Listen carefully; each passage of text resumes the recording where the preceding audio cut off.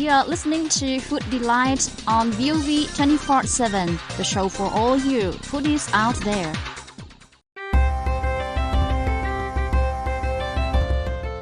Welcome to another installment of VOV 24/7's Food Delight.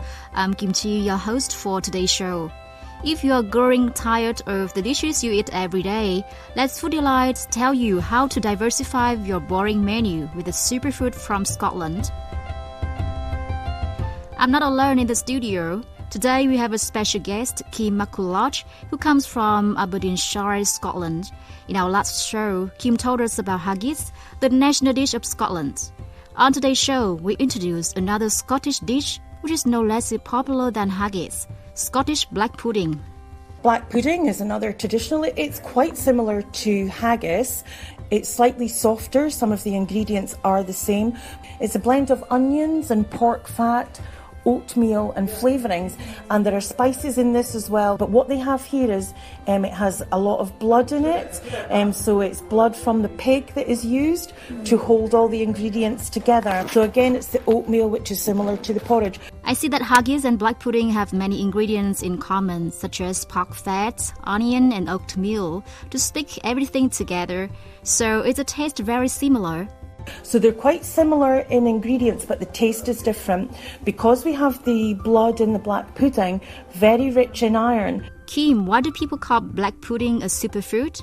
It is because of its rich nutrition.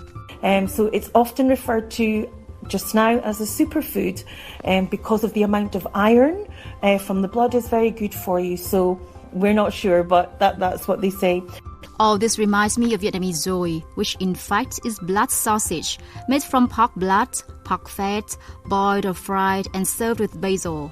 In Vietnam, blood sausage is often eaten as a snack, accompanied by a dipping sauce of fish sauce, lime and hot chili pepper.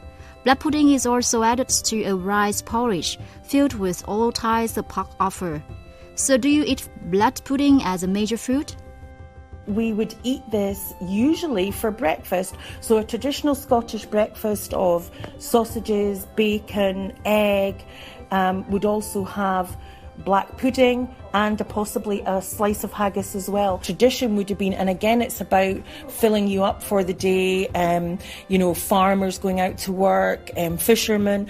It's a very hearty, quite heavy, but it would very fill you up, and because of the iron is just so good for you. So traditionally it's about starting the day with something like that. We wouldn't eat it every day in modern day, but I guess people, it would have been quite cheap to make, and they would maybe have just had the black pudding, but it had everything in it because it had the meat and the iron, and so it's very good. So it was probably a superfood. How do you cook black pudding? It is cooked the same way as haggis?